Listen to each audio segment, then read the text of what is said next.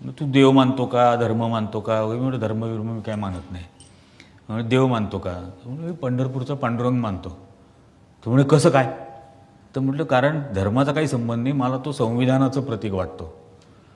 तर म्हणजे काय, तर म्हटलं असं आहे, या देशातला तो एकमेव अहिंसक देव आहे ज्याच्या हातात कुठलंही हत्यार नाही. तो म्हणजे प्रत्येकाच्या हातात काही ना काहीतरी शस्त्र आहे.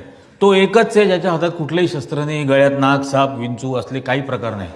तो एकदम अहिंसक देव आहे.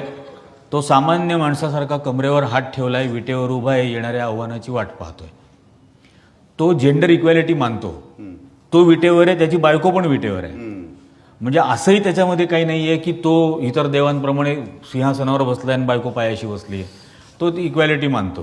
तो त्याचं कुठलंही कर्मकांड नाही. तो धर्मनिरपेक्ष, जातनिरपेक्ष, भाषानिरपेक्ष असा अभूतपूर्व देव आहे.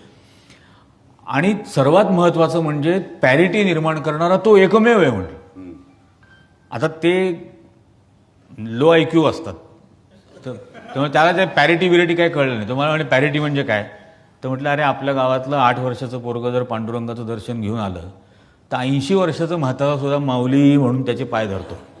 तो त्या पोराला तुझी जात काय, तुझा धर्म काय, तुझा पंथ काय, तू टॅक्सपेअरचा पोरगा आहे का नॉन टॅक्सपेअरचा पोरगा आहे, तो काहीच विचारत नाही.